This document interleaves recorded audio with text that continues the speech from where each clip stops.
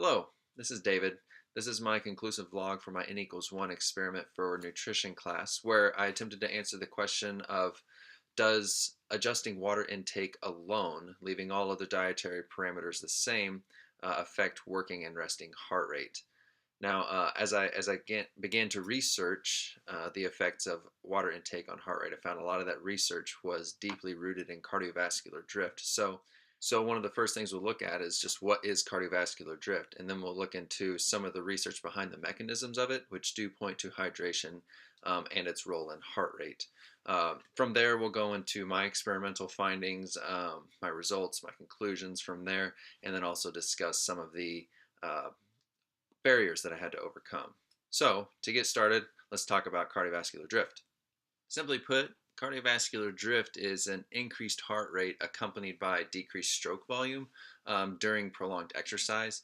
The thing with that is that we don't really have any hard evidence indicating the exact mechanisms behind it, but what we do know is that cardiac output is a function of heart rate and stroke volume. So we can observe while cardiac output may stay the same, we also may see an increased heart rate with that. Many times, though, we will see that cardiac output actually decreases with stroke volume decreases. There are a couple hypotheses as to the mechanisms behind cardiovascular drift. One of those is cutaneous blood flow hypothesis. During exercise, pooling of blood in the veins can reduce the central blood volume, and if there is a decrease in central blood volume, there's not as much blood to be pulled into the chambers to begin with. The reason that the blood may be pooled in the veins is due to trying to cool the core temperature, so the blood is going further out to the skin for cooling, among a few other reasons. The second is the increased heart rate hypothesis. So essentially, an increased heart rate reduces time for ventricular filling. As I was looking through some of the research that dates all the way back to the 70s, really, I found that the most recent of that research is really pointing towards the heart rate hypothesis. One of those studies was conducted in 1980 by Nadel et al., who was looking at the effect of hydration on cutaneous circulation, specifically in the arm, in cyclists while they are cycling. They found that as exercise time increased, heart rate increased, cutaneous blood flow increased, and stroke volume decreased, along with increases in core temperature as well. Their hypothesis was that as cutaneous blood flow increased, that's what decreased the central blood volume and therefore decreased the stroke volume of the heart.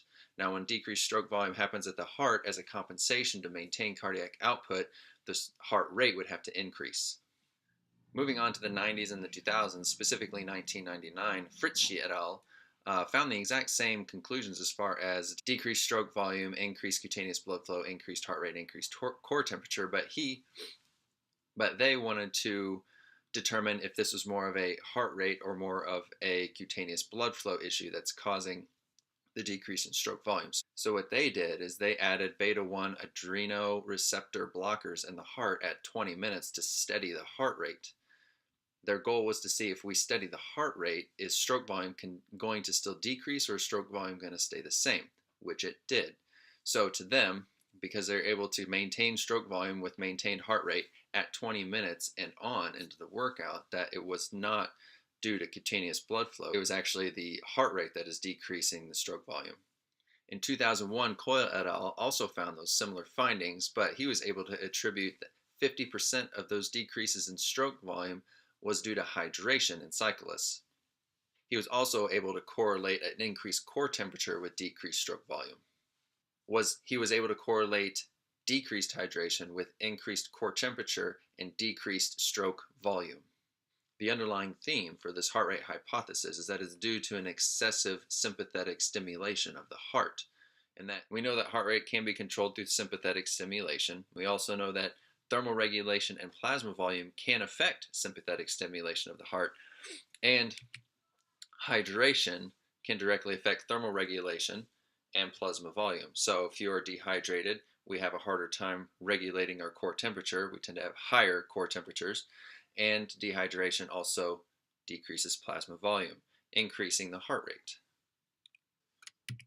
Therefore, my hypothesis is that doubling my water intake every day for 4 weeks will decrease my resting heart rate and average working heart rate during training while keeping all other dietary and training parameters the same. So let's talk through my experiment. I'm male, 31, 205 pounds, 74 inches. My baseline measures, these were taken the week before I actually started the intervention of increased water. My average resting heart rate was 54.67, average working heart rate 184.2, and my average H2O consumption was about 50 fluid ounces per day. Now my methods. I was going to increase my daily water intake to about 96 fluid ounces, so that is almost doubling my water intake. I recorded my daily resting heart rate in the morning upon waking, and to do that, I would take my heart rate for the entire minute. Then during my training program, I would record heart rate every 2 minutes of the training session, 3 times per week. So I only trained 3 times per week. And the training session I was partaking in, I had been performing that same training program for several weeks prior to the start of this experiment. So it is an interval training program where I complete 2 exercises every 2 minutes. I would perform the reps and then immediately take my heart rate for 20 seconds following the very last rep and then write that number down. The results of my study, my water intake had increased by 75.2 to 85.2%. My average resting heart rate was less than a 2% reduction. There was not a very big change at all in my resting heart rate. However, my average working heart rate showed an overall 6% reduction across the 4 weeks. Now looking at the graph to the side, this is the average heart rate per set per week. So you see sets 1 through 10, think of those as 2-minute intervals. So set 1 would start on 0, set 2 would start on the 2-minute, set 3 on the 4-minute, then the 6, then the 8, then the 10, all the way to the 18-minute mark, which is where set 10 would begin. So these are my, and I worked out 3 times per week, so each dot on each line represents the average of 3 heart rates in that one set for that week. So my peak heart rate, my peak working heart rate was 201 BPMs, and then it dropped down to 180 BPMs by the end, which is about a 10.4% reduction in peak working heart rate. If you look at the lines, you can see the trend is that my incline and heart rate actually stays the same, relatively close to the same until about set 4, and then that's where the split begins, and you start to see my heart rate kind of stay a bit more steady after that going into the final sets of the training program, versus with my baseline in week 1, they continue to climb pretty good all the way up to the end. So another thing that I thought was interesting to look at was the variance of my heart rate from one set to the next. I kept track of the change in my heart rate from one set to the next, and I also kept track of my heart rate of each set from 1 week to the next. I found some pretty interesting results here. Overall, we can see that the variance, which is looking at both plus and minus, because my heart rate would rise and fall to varying degrees between each set and reps, between each set, that the overall variance reduced over the course of the workout for sure, but over the course of the weeks, my variance also started to reduce. If you look at weeks 3 and 4, that variance began to level out quite a bit through the entire workout. So to me, that looks like the trend was that there's a more gradual increase in my heart rate throughout the workout.